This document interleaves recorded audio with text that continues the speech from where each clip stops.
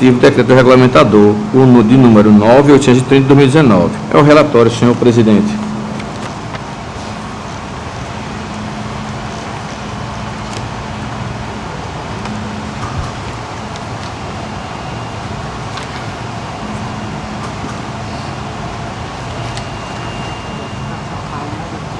Já está aqui. Então.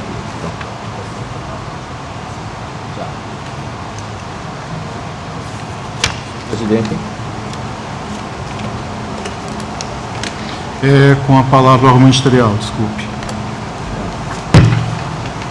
Senhor presidente, o Ministério Público opinou nos autos por intermédio do parecer 2570 de 2019 e a peculiaridade trazida nesse processo, pelo qual o relator, o conselheiro Alberto, é que justamente no primeiro bimestre de 2014 houve mudanças significativas nos layouts do SICAP, né? E essa situação do envio intempestivo ocorreu não apenas com o gestor o gestor responsável para o qual foi aberto esse processo do FUNCONTAS, mas também aconteceu com diversos outros gestores. Apenas a título de ilustração, a DTI desse tribunal informou, a unidade técnica do tribunal informou que nesse período, e apesar do prazo ter sido prorrogado, 522 remessas foram enviadas intempestivamente. 56 ficaram como inadimplentes e apenas 98 remessas foram feitas de forma tempestiva. Tendo em vista essa situação e informação feita pela unidade técnica, o Ministério Público de Contas opinou no sentido de que esse atraso se decorreu principalmente devido a essa mudança de layout ocorrida no SICAP e tendo em vista as normas da LINDB, essa situação de envio intempestivo, ela não caracterizou em nenhum momento dolo ou erro grosseiro por parte do gestor. Então, o Ministério Público encaminhou no sentido de que fosse acolhida a defesa e, consequentemente, fosse feito o arquivamento dos autos. E até estendeu, né, a sua manifestação no sentido de que não apenas para esse processo, mas também para outros processos relativos a esses envios das remessas do SICAP referentes ao primeiro bimestre de 2014. Essa manifestação, senhor presidente. Em discussão e votação, Não, ainda. Desculpem, Já. é a primeira fase? Porque desculpe. Senhor presidente, então, na mesma linha que o Ministério Público colocou, verifiquei também esses números e concluí aqui, através dos números, que 85% dos gestores ficaram ou inadimplentes ou intempestivos, que no final todos estão inadimplentes, intempestivos ou realmente inadimplentes. E apenas 15% conseguiram cumprir esse prazo. Então, salta aos olhos que houve realmente algum problema técnico, ou mesmo até de comunicação, enfim, algo, né, extraordinário e que suscita a aplicação dos princípios da LINDB, que o qual eu vou de forma reduzida, né? Dessa forma, registro o envio de cópia de balancete nominal desta Corte no prazo regulamentar, fora do prazo regulamentar, porém, em atendimento aos princípios da igualdade e impessoalidade contido na LINDB, que proporciona às autoridades públicas uma maior segurança jurídica ao aplicar as normas do direito, conclui-se que a presente sanção não encontra guarida no ordenamento brasileiro diante da LINDB, né, que traz isso. E assim proponho que Vossas Excelências julguem extinto esse processo com respectivo arquivamento em função do já citado normativo da LINDB. Cientificar os FUNCONTAS, dar conhecimento ao gestor, senhor Manuel Costa Tenório, e dar a publicidade para o fim de direito. É assim que eu proponho às Vossas Excelências a decisão. Senhor presidente. Em discussão e votação, eu tenho uma dúvida. Está caracterizado que esse atraso foi por culpa do Tribunal de Contas, Sim, entendeu? Porque eu coloquei, inclusive, em números, né? Usei a estatística para tal. Aqui foi instruído pelo nosso DTI, não é isso? Até DTI, que ele, de fato, veja bem, ele estava fora, houve uma prorrogação do prazo e ainda assim 85% dos gestionários apresentaram fora do prazo. Então, eu concluo claramente de que essa prorrogação e houve algum outro problema que levou a essa situação, porque não é normal. Esse índice, entendeu? É muito alto esse índice. A unidade técnica se manifestou expressamente no sentido de que houve mudanças significativas nos layouts do SICAP ocorridas no início do exercício de 2014, que geraram um número relevante de remessas intempestivas, a indicar que esse fato, alheio à vontade dos responsáveis, repercutiu negativamente sobre as suas atuações. A unidade técnica informou realmente que houve essa situação extraordinária nesse bimestre. É uma situação porque eu me recordo que já relatei processo de 2014 pelo sancionamento, não sei se desse bimestre. E eu até aqui já aproveito a assessoria que faça um apanhado, porque a depender do voto aqui, a gente vai criar duas situações. Sim. Sem razão de desigualdades. Perfeito. Porque como se eu sancionei e não tinha essa informação, nós sancionamos, e agora com essa informação, a rigor. Mas é porque muitas vezes, conselheiro Anselmo, o próprio gestor, ele não vem... Fica inerte. Ele fica inerte e o tribunal não tem conhecimento dessa situação extraordinária. Nesse caso, o gestor foi diligente, trouxe a informação, o tribunal checou com a unidade técnica. Penso que são situações divergentes, né? Inclusive, podem, se o gestor, né, como colocou, quiser apresentar um recurso, poderá ser apreciado e deliberado nesta corte. Desde que tenha prestígio. Lógico. Pronto. Desde que tenha prestígio. Sim. Pois é. Ok, encerrada a discussão. Em votação, continuar aberta a discussão, aliás. Encerrada a discussão, como se manifesta? Vossa Excelência vai se relator, senhor presidente. Perfeito. Eu, em razão dessas circunstâncias, pelo aqui esclarecido mais de uma vez pelo Ministério Público e pelo relator, sou aqui forçado a acompanhar o relator em razão, especialmente nesse tipo de situação. Aprovado. Então, senhor presidente, dos processos dos quais o nosso presidente estava impedido, se encerraram. Todos os demais, o nosso presidente não está impedido. Excelência, devolvida a presidência. Senhor presidente, dando continuidade, trago mais um processo de pressão intercorrente e uma proposta de decisão e não apresentado antes, justamente porque esse, Vossa Excelência, não está impedido e os demais estavam, né? Trata-se do processo 15.215/2014, tem um anexo dele, é o 4.480/2015, responsável a senhora Maria Delma Carnaúba Passos, a gestora do exercício 2014 do Fundo de Previdência próprio de Viçosa, né? Ela foi verificado a prescrição, a incidência da prescrição intercorrente, né? E inclusive o Ministério Público no seu parecer de número 2554/2019 da 6ª Procuradoria de Contas opina inclusive pela prescrição trienal, né? Com aplicação da súmula número 1.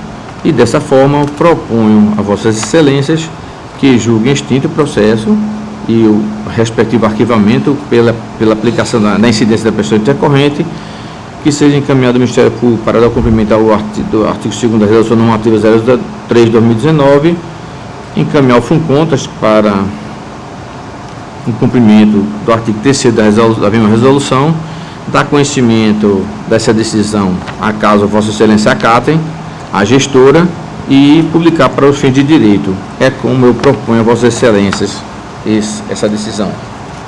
Falar do Ministério Público de Contas. Senhor presidente, o Ministério Público se manifestou por intermédio do parecer 2554/2019,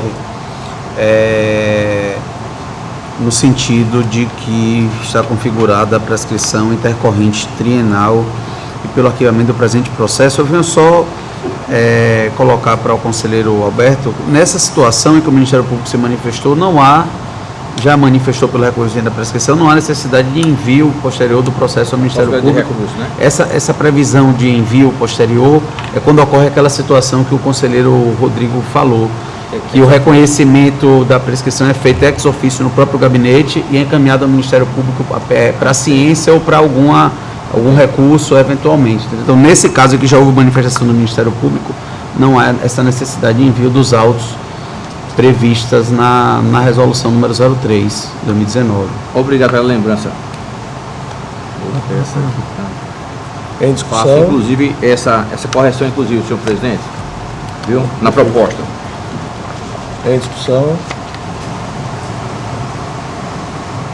Não havendo discussão e votação, considero o Anselmo. Relator, senhor presidente. Também com o relator aprovado.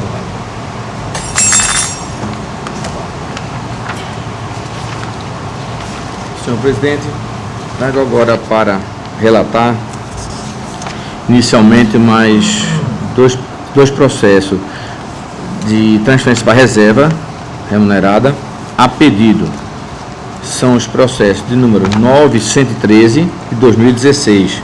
Interessada a senhora Eliane Rodrigues de Melo, primeiro sargento.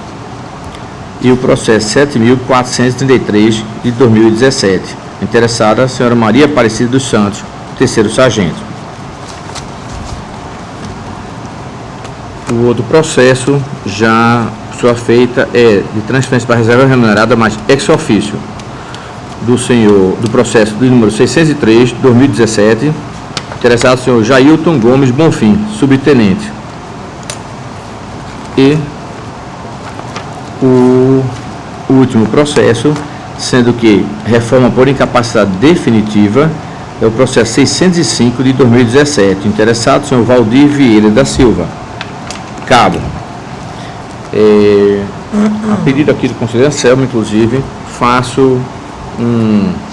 presto a informação que esses outros esse processo, o número 603 e o 605, o parecer do Ministério Público de Contas, ele é um parecer resumido, né? O 7433 também. E o 7433 também, né? Pronto, obrigado, pronto. Então tem mais esse aqui. E o 7433 lança a mão de um parecer, eu diria, um parecer resumido, né? Compacto, mas que do ponto de vista formal, na sua epígrafe, ele tem como despacho o número tal, mas alude a uma portaria e tal, né?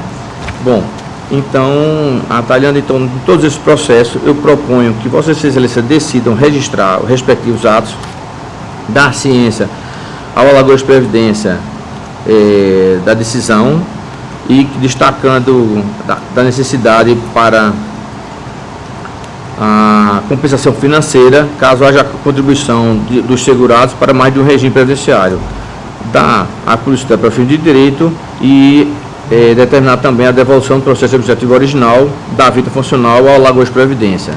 É como eu me posiciono, senhor presidente. Palavra do Ministério Público de Contas. Senhor presidente, conforme relatado, o Ministério Público opinou nos autos dos 4 processos, se manifestando pela concessão dos registros, e em 3 deles já é uma situação, acho que nova, que está chegando a essa Câmara. É um procedimento que está sendo adotado no Ministério Público a partir de um diagnóstico que nós fizemos, que boa parte da força de trabalho dos gabinetes ela estava sendo alocada para esses processos de aposentadorias, pensões, reformas, e tendo em vista a carência de pessoal que a gente tem lá no Ministério Público de Contas, nós passamos a adotar uma sistemática que inicialmente foi feita pelo procurador Ricardo, depois tenho certeza que o procurador Rafael também vem fazendo isso, e eu posteriormente também adotei lá na 4ª Procuradoria de Contas. Nós vínhamos fazendo individualmente para cada processo, né? A assessoria, ao fazer a análise daquele processo, minutava um parecer, conferia os documentos, né, essenciais, os elementos essenciais à confecção do parecer. Aí tinha que fazer toda a inserção no sistema, elaborar o modelo do parecer, inserir no sistema, fazer a impressão, juntar os autos. E tendo em vista que a grande maioria desses processos, ao final, chegavam ao mesmo resultado, que era o parecer no sentido de ordenar o registro dos atos, nós resolvemos fazer uma sistemática mais simplificada, fizemos um parecer padrão, dizendo que o processo atende os requisitos necessários à visão do Ministério Público para a concessão do registro, e isso eliminou uma série de fases do processo. O que acontece é que a gente tem feito esse parecer na forma de um carimbo, né, com o parecer assinado pelo procurador, e aqui o que vem a pleno é esse despacho, porque o despacho faz menção ao parecer exarado nos autos, porque esse despacho é um despacho feito de ordem pela própria assessoria, informando que o processo foi analisado, que foi dado o parecer, e que o parecer realmente, de forma simplificada, atende, né, os atos componentes do processo, a instrução do processo, atende os requisitos para a concessão do registro. Se Vossas Excelências tiverem alguma dúvida, alguma dúvida a mais do porquê desse procedimento, também estou aqui à disposição para prestar os esclarecimentos necessários, e enfatizo que nos processos analisados o Ministério Público opinou pela concessão dos registros. Tem discussão? Eu tenho uma dúvida, até eu tenho colecionado todos os processos que tem, isso que às vezes até o próprio carimbo é de difícil leitura pelo tamanho. E também porque eu notei que ele é carimbado em cima de uma peça de outro setor. É uma questão exatamente formais, mas até aqui no nosso regimento, quando trata desse negócio das folhas, diz que a gente não pode nem usar o verso da folha, que se deve colocar um instrumento lá e da sua participação em cada setor. Tá, mas ultrapassado isso, eu vi que realmente há um despacho de referência. Todos os procuradores estão adotando esse procedimento já? Assim.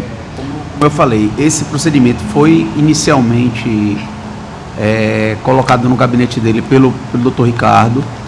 Tenho certeza que o Dr. Rafael também já publicou, e assim, cada gabinete, cada procuradoria publica um ato instituindo a possibilidade de ser feita essa sistemática. Claro que esse procedimento está sendo feito quando o processo ele compõe todos os seus elementos essenciais e está apto ao registro. Nos processos em que há necessidade de alguma diligência ou que é alguma situação que é fora da situação normal, a elaboração do parecer ele se dá de forma individualizada específica.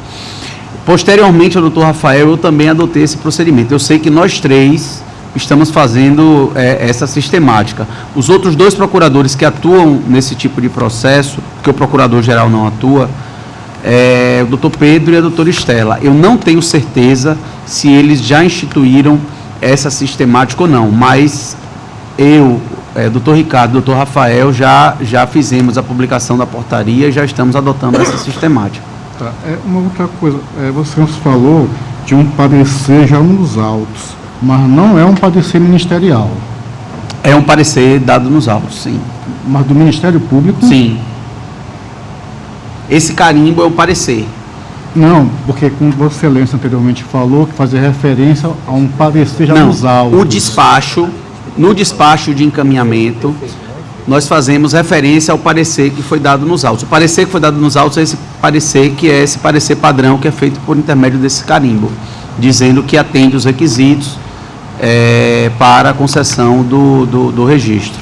Tá, eu fico naquela, porque na hora de a gente fazer uma remissão, eu acho que não tem um número, o parecer, né?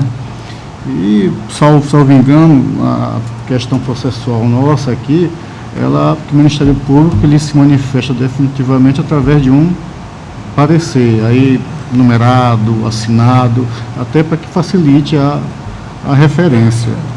Eu fico assim, não sei se vocês entendem que supriria a questão do parecer ministerial nos autos. É isso que o Ministério Público entende.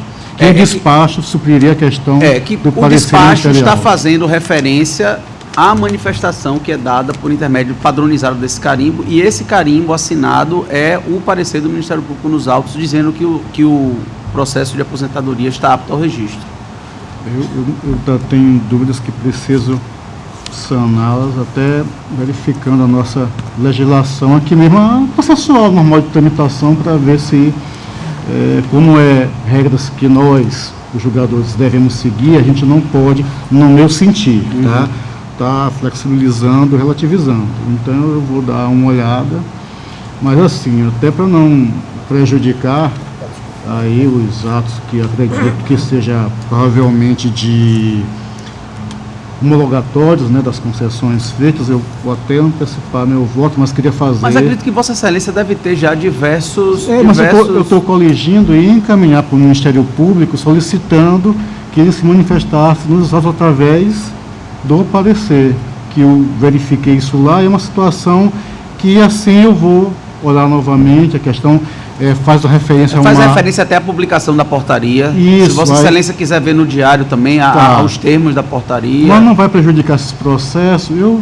anteciparia meu voto pela homologação, mas ressaltando a questão da necessidade do parecer ministerial como visto em nossa legislação de regência. Nesses processos, em outros, eu já tenho uma ideia mais conformada a respeito. É isso, presidente, já antecipando meu voto com essa ressalva. Encerrando a discussão, particularmente, eu vejo que o Ministério Público ele tem completa autonomia, independência funcional, e cabe ao Ministério Público dizer como é que vai emitir sua manifestação ao final, né? Eu não vejo nenhuma dificuldade, conselheiro Anselmo, em substituir o parecer pelo despacho. Acho que se trata de uma mera formalidade, uma mera burocratização. Mas só esclarecendo, conselheiro Rodrigo, na verdade o parecer não está substituído pelo despacho. O parecer ele é exarado nos autos por intermédio de um carimbo padronizado. Nós assinamos esse parecer, só que para fazer o encaminhamento do processo sempre é feito um despacho, certo? De encaminhamento de um setor para o outro. Ao sair do Ministério Público para o gabinete dos relatores, no despacho é feito o encaminhamento dizendo que o parecer está exarado nos autos. Se quiser, eu até posso ler aqui a íntegra do despacho que é feito um despacho de encaminhamento até de um processo que eu me manifestei. No processo 7433-2017, despacho 1000 e 2019 da 6ª Procuradoria de Contas. Por que a gente está fazendo 6ª Procuradoria de Contas? Porque os processos de Funcontas e aposentadoria hoje estão todos vinculados à 6ª Procuradoria de Contas, e os procuradores das outras procuradorias atuam nesse processo. Então o despacho consta do seguinte texto: verifica-se nos autos parecer subscrito pelo procurador Ilhondade Pimenta nestes termos: parecer, portaria número 001/2019, publicada no Diário Oficial do Tribunal de Contas do Estado em 15/10/2019. Vistos, considerando a adequação da fundamentação jurídica em relação aos fatos retratados nos autos, o Ministério Público de Contas manifesta-se pelo registro do ato submetido a exame, nos termos da manifestação da unidade técnica desta Corte, dispensada a publicação. Remeta-se os autos à relatoria, de ordem é o parecer. Então, na verdade, o que está havendo não é que o MP não está dando o parecer nos autos, nós estamos dando o parecer de forma simplificada, por entender que esses processos são processos que vêm normalmente de forma padronizada, e que a gente fazer o parecer individualizado estava consumindo bastante tempo de trabalho em detrimento de uma energia que poderia ser carreada para processos, vamos dizer assim, de outras naturezas, até mais relevantes, processos de prestações de contas, denúncias, apresentações.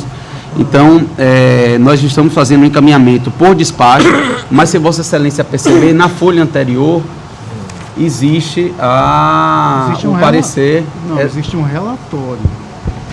Existe um relatório da diretoria, desculpa, vou começar aqui do começo, que ele também tem algumas partes que ele divide a pesquisa.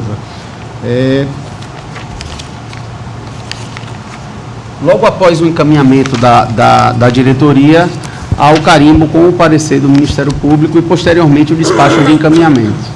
Eu tenho um processo, não está em pauta, mas é só para a discussão, excelências, que na última folha do instrumento elaborado pela diretoria competente, que tem assim, nesse em específico, tem a epígrafe, trata-se de processo pela reserva remunerada de servidor público militar.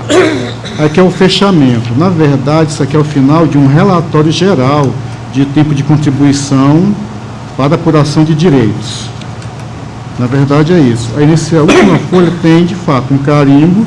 Carimbo com o parecer. O nome. No parecer. Carimbo tem parecer. Isso. E aqui uma portaria da primeira PC. No caso da primeira PC, é a portaria que foi publicada no caso do primeira PC do Dr. Ricardo. Tá, eu estou entendendo. Agora, me surgiu uma outra dúvida. Dentro das funções ministeriais até reguladas pela Lei de Regência de Vossas Excelências, é a dúvida que a gente tem que espancar, tem que esclarecer aqui. Isso seria atribuição delegada ou só do Procurador-Geral? Você está entendendo o que eu estou perguntando? Porque a atribuição de dar o parecer? Não tem uma portaria de cada procurador, não é isso? Sim, mas é porque, na verdade, a organização do trabalho no gabinete é feito pelo próprio procurador, né? Eu entendo. É porque, quando isso acontece internamente no Ministério Público, meio que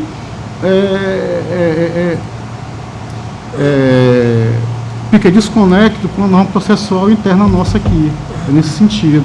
Eu não estou aqui dizendo que é o mundo de processos que chega lá. Sei que o Ministério Público tem uma limitação do quantitativo humano para o trabalho muito grande, se eu sei. Assim, eu fico assim, porque o parecer não é questão formal, não há uma página específica, um número para que nós possamos fazer a remissão. Fica numa situação até de um processo que é físico. Cadê o parecer ministerial? Vai ter que se buscar o processo, desarquivar coisas que rotineiramente acontecem. Eu mesmo tenho um problema, que tem uma pessoa pedindo aposentadoria que foi relatada, não se encontra o processo, nada do processo. Assim, de toda sorte, foi uma forma que a gente passou a adotar para tentar agilizar a atuação nesses processos de aposentadorias e pensões e tentar desafogar pessoal para que a gente pudesse fazer uma atuação prioritária em outros processos que entendemos mais relevantes, até porque a gente fez uma estatística de que 98% desses processos de aposentadoria, ao final, a gente acaba fazendo alguma manifestação sempre pelo registro, o processo vem instruído de forma adequada. Sem prejuízo disso, estamos abertos à discussão, de repente a gente pode até sentar, conversar com o doutor Gustavo, com o doutor Ricardo, e a gente, se essa situação também, de repente, está ocorrendo algum questionamento por parte de algum conselheiro na outra Câmara, e a gente tentar alinhar isso para que seja feita da forma que o tribunal também entenda adequada, considerando essa dificuldade de pessoal, essa dificuldade de tempo que a gente tem na nossa atuação também lá. Doutor Enio, eu volto a me manifestar, eu entendo que o Ministério Público ele tem toda a autonomia e a independência, principalmente a autonomia funcional, para dizer como vai se manifestar nos autos, né?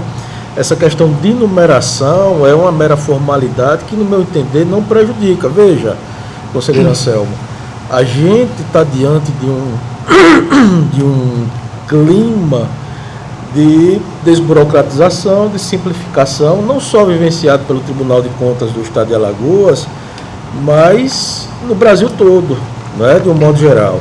Então, hoje nós praticamos no nosso Tribunal de Contas a numeração de processos, a numeração de acórdão, e é algo extremamente valioso para o nosso tribunal. muitos tribunais pelo Brasil afora não numeram mais. Né? E eu posso citar o Tribunal de Contas de Minas, que não numera mais, salvo engano, Mato Grosso também não numera mais acórdão. E a referência àquela jurisprudência, ela é feita a partir da referência ao processo. Né? Você identifica aquele entendimento a partir da identificação do processo. Nosso Tribunal de Contas, eu busquei saber, não tem uma normatização que obrigue sequer a numerar acórdão, mas a gente tem essa prática de numeração de acórdão, que no meu entender é algo que precisa ser abolido de imediato, no intuito de simplificar a atuação da coordenação de plenário para que eles possam atuar realmente naquilo que é mais importante, né? Portanto, eu não consigo enxergar qualquer prejuízo para a tramitação do processo. Acho que é uma atuação louvável do Ministério Público de Contas de vencer esses paradigmas burocráticos que nós temos no nosso tribunal, que trazem ineficiência, que trazem perda de tempo com algo que não tem a relevância, com devido respeito ao entendimento em contrário. Mas eu preciso ser bastante duro na minha manifestação, porque a gente precisa vencer essa cultura refratária à evolução, à mudança, né? E percebemos que muitas vezes o próprio normativo não consegue avançar na velocidade em que a sociedade está evoluindo. E nós não podemos ficar para trás exigindo ou cobrando ou nos incomodando pela ausência de algo que acaba sendo tão insignificante para o julgamento final do processo, para o oferecimento do produto, que é a prestação jurisdicional. E também não podemos invadir a esfera da autonomia do Ministério Público de Contas em dizer como o Ministério Público de Contas deve se pronunciar ao final de cada processo. Espero ter contribuído para a discussão que está sendo colocada a partir da análise dessa aposentadoria, e continua a questão em discussão. Excelência, permita-me. Olha, não sei se me fiz entender, eu não quero aqui, em hipótese alguma, interferir na autonomia de qualquer instituição. Mas entendo, a autonomia do Ministério Público, ela existe, mas o tribunal também tem regras suas próprias de regência, então elas têm que ser observadas. Mais uma vez, eu reitero a questão de nós flexibilizarmos, de nós relativizarmos tudo, em nome da celeridade, do avanço. Vossa Excelência sabe o que isso tem nos causado. Posso dar um exemplo aqui... Mas a gente estaria flexibilizando. Não. Me diga. Posso dar um exemplo? Por exemplo, aqui na segunda Câmara, há uma forma de trabalho de que os relatores, eles podem, de forma monocrática, homologar as aposentadorias. Conselheiros substitutos estão homologando as aposentadorias com base em propostas de voto. Já verifiquei isso aqui no pleno, mas até então isso não foi resolvido. Então veja só que essa celeridade, essa mudança, esse paradigma ser vencido que pode nos causar. Eu não estou dizendo que está errado, não estou dizendo que não deve ser feito. Eu estou apenas buscando esclarecimentos porque, a meu entender, tem uma regra posta que deve ser obedecida. Alguns atos eu devo fazê-los por despacho, outros por parecer, outros a depender das instituições, aqui se é de próprio punho, dessa forma, se é colegiado, é de outra. Então está lá posta. Eu não entendo que, por mais competência que qualquer órgão tenha, que ele possa vir a modificar a norma processualística posta, nesse sentido. E reconheço que o Ministério Público, tanto é que eu trabalho lá, deságua em nossos gabinetes. Se relatamos uma infinidade de processos, porque passaram por lá, eu reconheço isso. Eu estou apenas aqui, também a questão da forma. Talvez, se não fosse um carimbo, fosse uma página, mesmo que parecer resumido porque é repetitivo, salvo as exceções, eu acho que ficaria mais fácil de trabalharmos, inclusive na forma processual. E trago esse exemplo. Eu tenho processos, o senhor deve ter, se não ter, vai ter, processos que são solicitados, que forem relatados, não se encontra. E às vezes a pessoa, ou o herdeiro, quer alguma informação porque precisa lá fora. Nesse sentido. E o processo é simples, claro. Simples se entender da sua tramitação, porque a rigor, como já discutimos a respeito, é um processo que tem a vida profissional do servidor público, seja ele o servidor de mais baixa qualificação até aquela maior autoridade pública. Eu queria fazer só mais um esclarecimento que eu acho importante.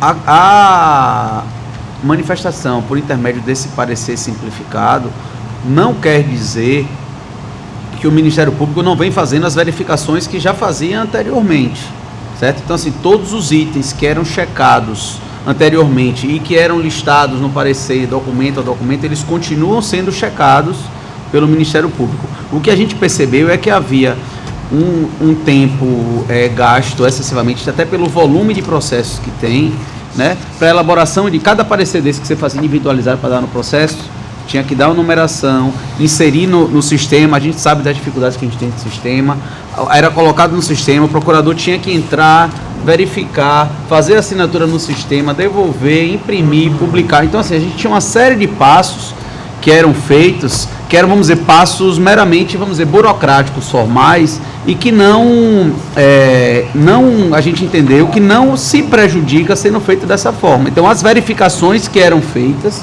continuam sendo feitas, apenas a forma de manifestação que a gente passou a adotar essa forma de manifestação simplificada. Porque o despacho que é dado aqui não é daquele despacho que fica registrado no sistema, mas tem uma numeração. Não, fica registrado. O despacho de encaminhamento é registrado no sistema. Está aqui registrado.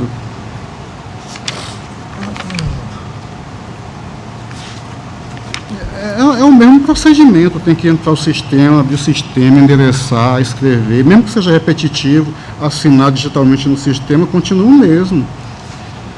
Não, mas antes era feito para o parecer e depois para o despacho. Duas assinaturas eletrônicas.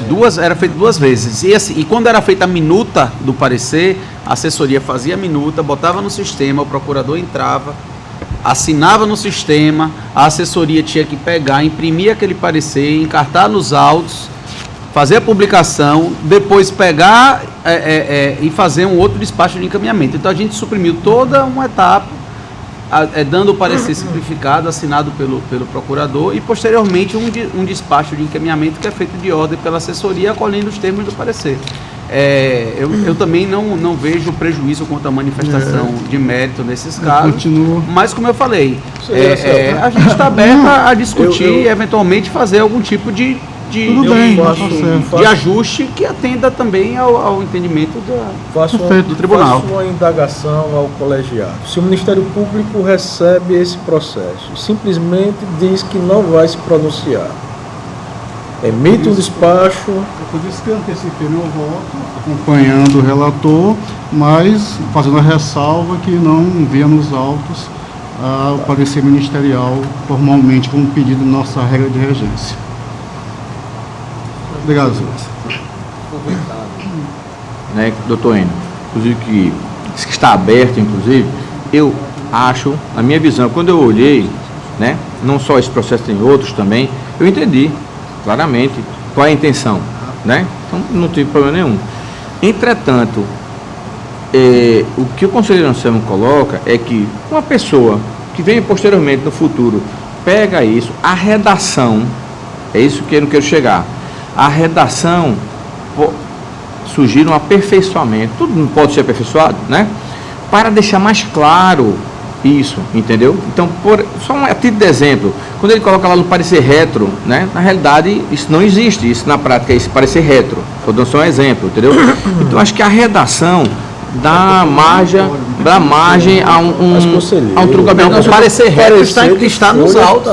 Eu não vi aqui não. Só estou dizendo, eu não vi aqui nos autos. Por exemplo, mas tem nos autos. Sim, só estou dizendo.